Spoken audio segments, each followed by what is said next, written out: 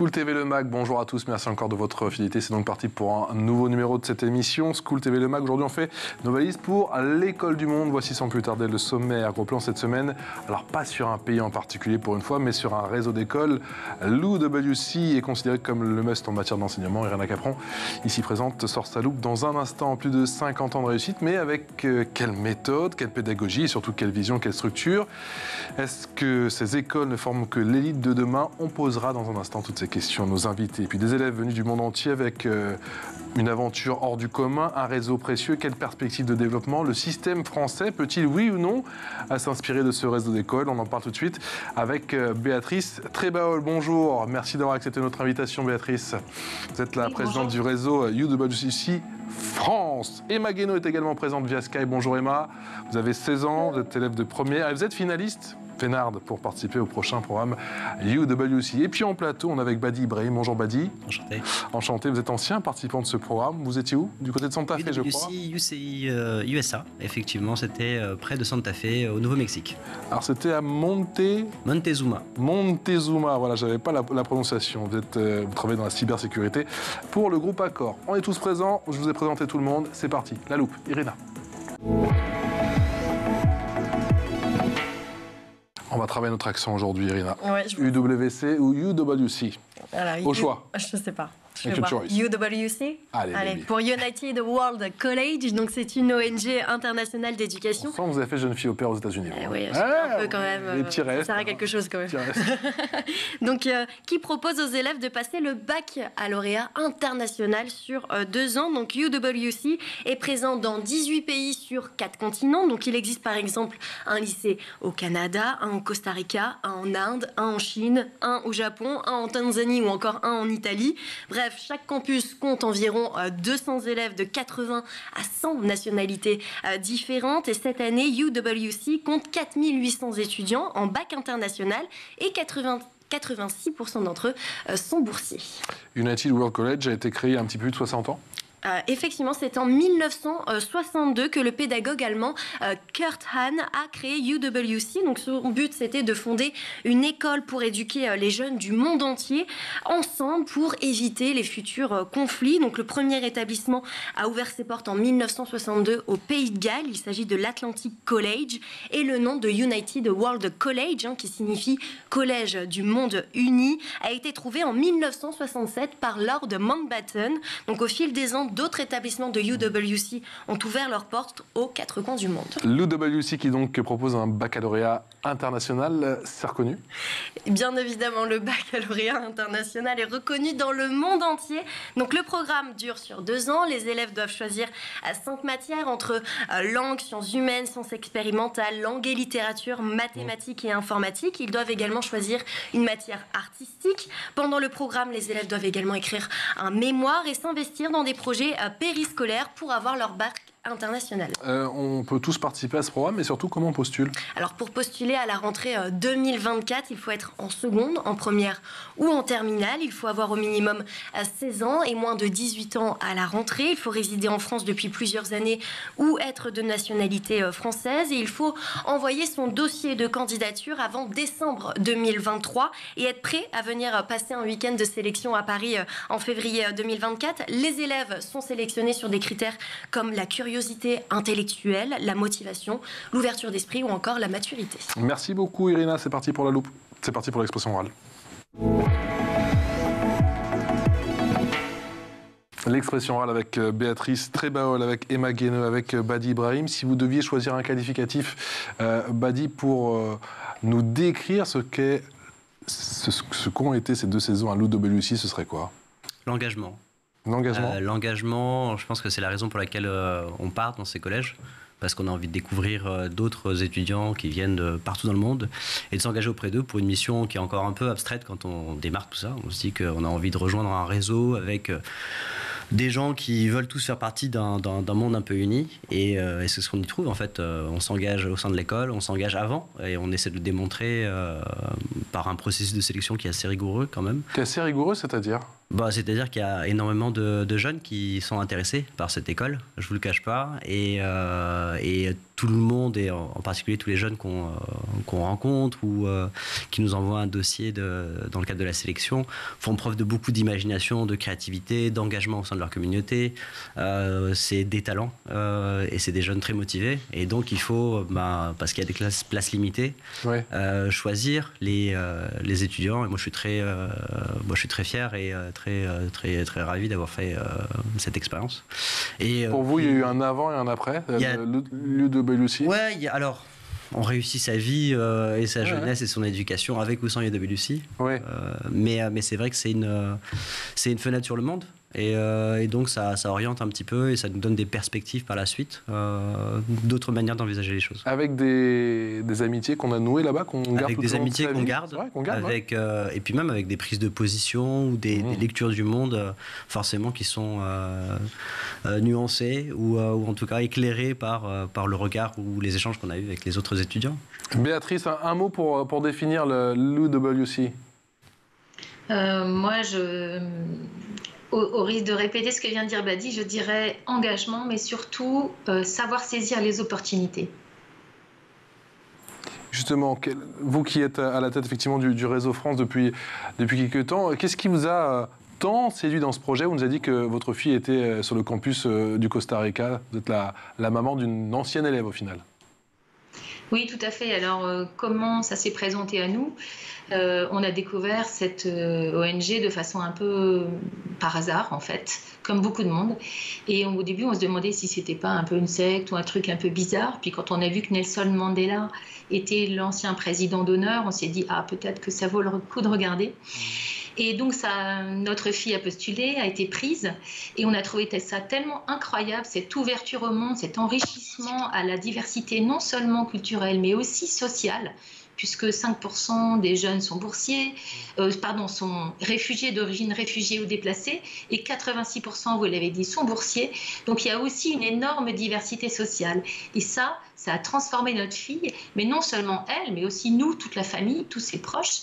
Et aujourd'hui, elle est très engagée dans son avenir et dans l'avenir de la planète, qui est une cause qui lui tient particulièrement à cœur. Emma Guénaud, tu as 16 ans et tu es donc sélectionnée, tu es finaliste pour aller effectivement pour ce programme UWC. Qu'est-ce qui te donne tant envie de participer à ce programme? Parce qu'on l'a dit, ça a l'air extraordinaire, mais ça reste quand même 2 ans loin des tiens. En fait, j'avais toujours eu envie de partir étudier à l'étranger, mais je voulais pas juste une pause dans mon cursus, je voulais vraiment une expérience avec des jeunes du monde entier qui partagent le même état d'esprit que moi. Et quand j'ai découvert ce que UWC proposait, c'était un peu comme une évidence. Je savais que j'avais envie de tenter ma chance. Et j'en découvre un peu plus chaque jour sur l'expérience et ça me redonne encore l'envie d'y aller encore plus. Comment se passe ce processus de sélection? Oui, c'est un processus qui est assez long, en particulier le dossier de candidature qui est la première étape, car ça demande une réflexion et une réponse aux questions, c'est assez poussé, mais finalement ça m'en a fait apprendre plus sur moi-même aussi. Et ça valait le coup, vu que je suis là aujourd'hui. Il faut tenter sa chance et il ne faut pas se dire « Ah, c'est trop long, c'est compliqué, j'y arriverai jamais » parce qu'on ne sait pas ce que l'avenir peut nous réserver. Emma, Béatrice et Badi viennent de parler d'engagement. C'est le maître mot, d'après toi, justement, pour réussir à aller dans cette école. Il ne faut pas forcément être un fort en thème. Moi, je pense que oui, c'est important, car ils regardent pas seulement nos résultats scolaires, c'est pas du tout ça, c'est qui on est, comment on peut contribuer à notre communauté, à notre ville, aux personnes qui nous entourent, et qu'est-ce qu'on peut retirer aussi de eux, de leurs expériences. Donc je pense qu'en effet, le mot engagement, c'est un mot hyper fort qui retransmet bien l'expérience UWC. Irina. Oui, Béatrice, Emma vient de le dire, pour les sélections, vous ne regardez pas du tout leur niveau scolaire, vous regardez plutôt leur maturité. Pourquoi ? Alors, on garde quand même le niveau scolaire, puisque c'est quand même une école et il faut qu'ils puissent réussir l'IB, qui est un niveau assez exigeant, on va dire au moins aussi exigeant que le bac français. Donc déjà, ça c'est posé. Mais en fait, on recherche leur maturité, leur résilience, parce qu'ils vont être exposés pendant 2 ans à une diversité telle qu'ils vont être bousculés dans leurs convictions profondes, celles dans lesquelles ils sont vécus depuis qu'ils sont nés en France. Et pour faire face à cette diversité internationale, c'est vraiment important d'avoir une vraie maturité et une vraie résilience. Et puis, vous l'avez dit, ils sont jeunes, ils ont 16 ans, ils sont loin de chez eux, parfois à 13 000 km de chez eux, sans possibilité de rentrer régulièrement. Donc, pour faire face à cela aussi, la distance avec les siens, il faut avoir une grande maturité. Badi, est-ce qu'il y a une période d'adaptation quand même? Est-ce qu'on peut parler de total dépaysement au début quand on a connu les salles de classe seulement? Quand on commence à arriver en anglais? Non. Ah oui, parce que tout est en anglais en plus. Il y a effectivement beaucoup de ça, et c'est vrai que tout le monde parle anglais forcément. Ouais. Non, je crois que ce qui surprend beaucoup quand on est jeune et qu'on s'expatrie pour la première fois, peut-être que d'autres expatriés vivent cette expérience. Moi, j'ai découvert ce que c'était qu'être français. Justement parce qu'on côtoie des gens qui viennent de partout et qu'on n'a pas forcément conscience de ce qui nous caractérise. Et là, on voit toute la différence qu'il y a entre notre culture, celle des autres, nos habitudes, nos traditions, notre langue. Et dans toute sa pluralité, ça permet de se découvrir. En fait, on apprend à se connaître au sein du WC. Et forcément... Et on échange justement, il y a des échanges culturels là-bas, d'ateliers ou au moment du repas. Il n'y a que ça. Pratiquement que ça, parce que ce soit... Mais encore une fois, c'est l'expérience que vous avez vécue peut-être quand vous étiez au pair ou quand vous partez à l'étranger. C'est que finalement, dans votre cuisine, dans votre langue, dans vos habitudes, dans votre histoire, dans la manière dont vous vous racontez, dont vous racontez le monde, finalement, vous avez un angle, un prisme, et c'est pas toujours le même avec les autres. Et donc forcément, le monde, même si on est dans une petite bulle au sein de UWC, continue d'évoluer, et donc on est quand même aussi touché par ce qui se passe dans le monde, et on échange sur le monde avec les autres. Et ça permet justement d'apporter son regard et de le faire aussi un petit peu évoluer. Béatrice Trébaol, on apprend avant tout à l'UWC à vivre ensemble. Oui, parce que je pense que quand on est déjà en France, on a une vraie diversité régionale, culturelle, on voit déjà que le vivre ensemble, c'est pas simple. Alors vous imaginez bien, avec des gens qui viennent de 100 pays différents et d'une telle diversité sociale, le vivre ensemble, c'est le maître mot à UWC. Quelle est l'idée au final derrière ce projet international?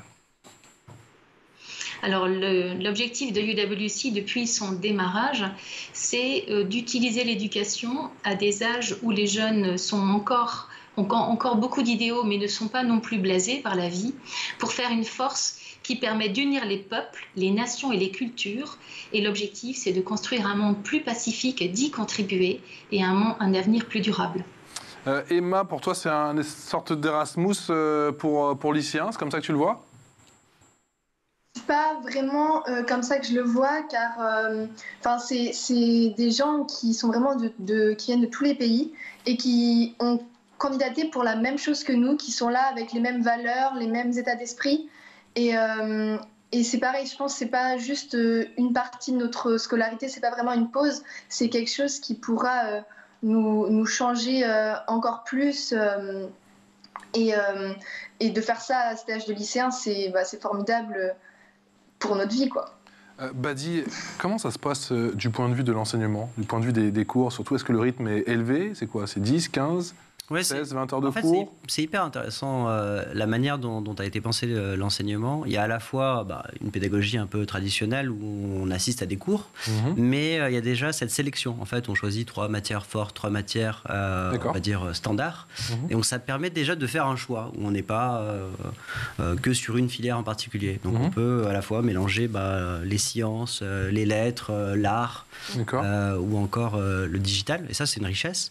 Et puis, il n'y a pas que l'enseignement traditionnel. On a des activités qui sont tournées vers la communauté. Par exemple, moi aux États-Unis, j'ai participé à un programme où chaque semaine, on construisait des maisons pour les personnes qui... D'accord, donc on sort du campus. On sort du campus. D'accord. Et il y avait ce projet qui s'appelle Habitats for Humanity. D'accord. Et donc on contribue avec d'autres jeunes de l'école, mais aussi des gens de la communauté, à des projets. Nous, c'était un projet de construction d'habitat. Pour d'autres, ça va être des projets tournés vers la nature, vers la mer. Et on est acteurs, en fait. Et c'est vraiment une part de l'enseignement. C'est-à-dire que cette activité ou ces activités qui sont extra-curriculum, enfin qui font partie du extrascolaire, ça fait partie de la scolarité. Et ça devient presque naturel ensuite de se dire que finalement cette forme d'engagement, et c'était un peu le mot qu'on utilisait au départ, ça fait partie de la scolarité.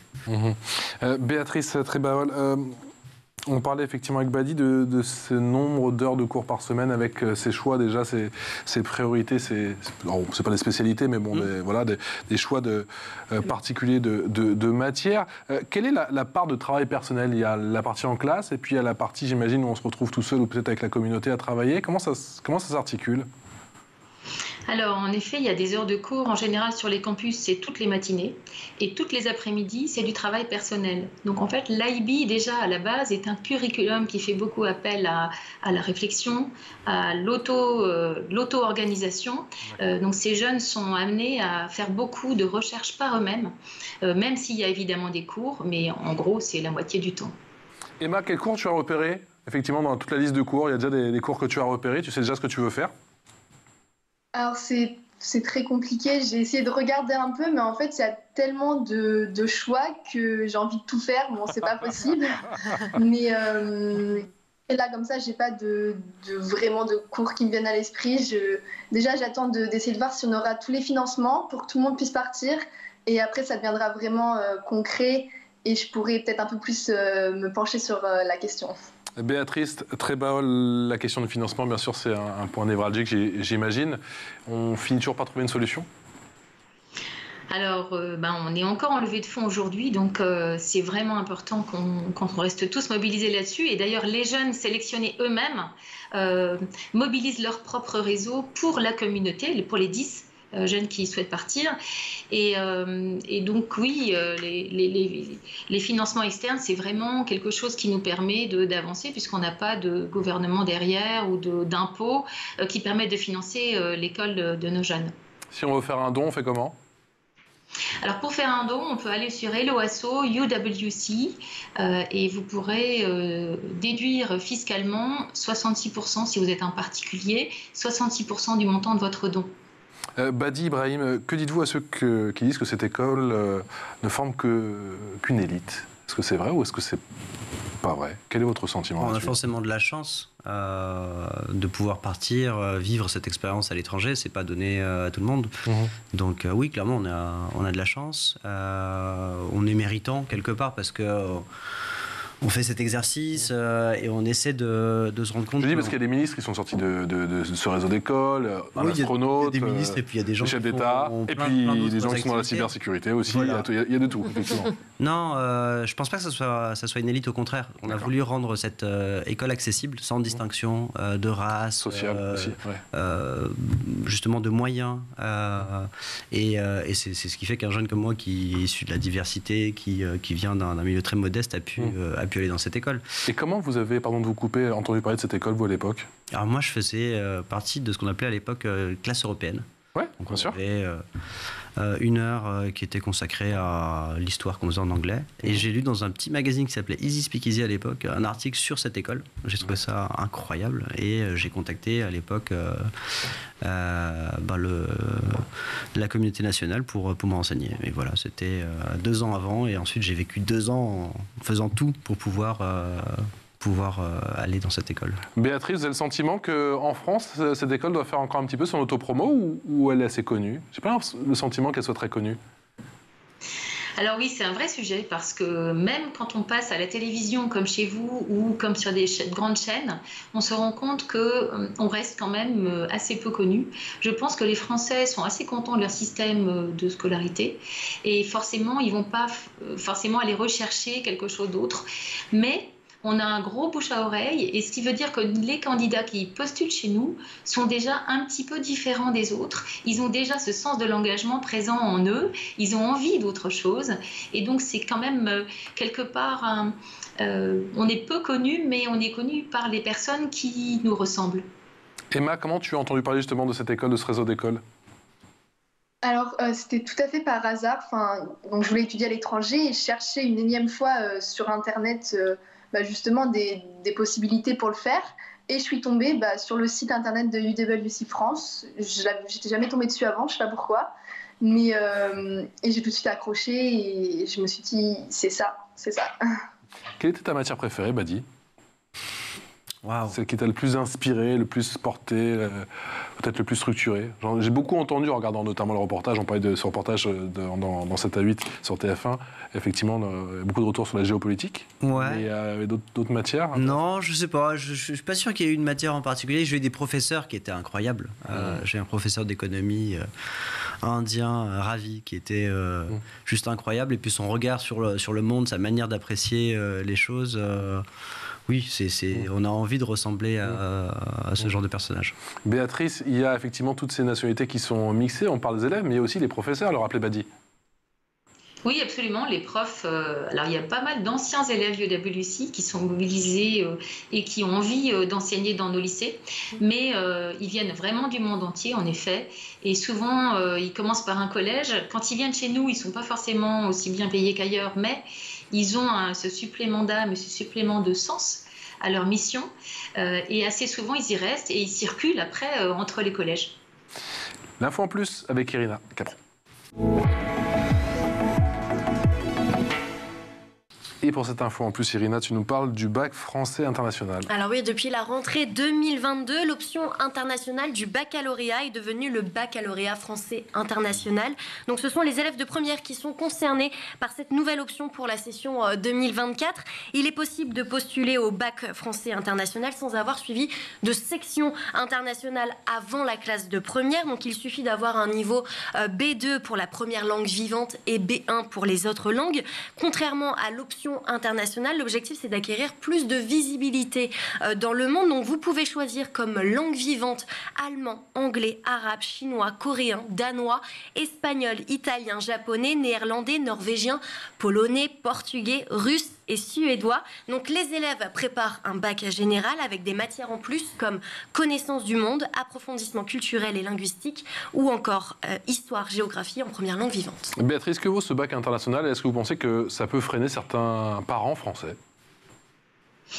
Je pense que c'est très bien d'ailleurs qu'il y ait une initiative pareille au niveau du bac français. Ça ne peut être que positif pour le monde. Mais globalement, c'est très différent parce que je ne sais pas si ça va freiner des parents, mais les jeunes Français qui prennent cette option restent en France dans leur foyer. Donc c'est une expérience fondamentalement différente, mais en même temps extrêmement positive certainement. Donc je trouve que tout ça, c'est très bien. Badi, petit conseil à Emma qui va bientôt partir, je croise les doigts et j'en suis certain. Comment on soigne le mal du pays ? Oh, je ne sais pas si elle aura cette difficulté. Sauf si vous n'en avez pas souffert. Hein. Non, on dit que c'est sur 2 ans parce qu'il y a forcément une petite période. Forcément au bout de quelques mois. Ouais. Mais non, moi je dirais encore une fois félicitations Emma, juste d'y aller à fond, de profiter de cette chance qui s'offre à elle, de pas trop penser à ceux qu'elle laisse derrière elle parce qu'ils seront là à son retour et puis ils la suivront, voilà, tout à fait, et puis surtout d'embrasser à fond cette expérience. Et d'embrasser à fond cette expérience, un petit peu comme l'a fait votre fille Béatrice. Quelque part, elle vous a un petit peu évangélisé, vous m'avez dit, expliquez-nous en quoi ça l'a changé elle et ça vous a changé vous.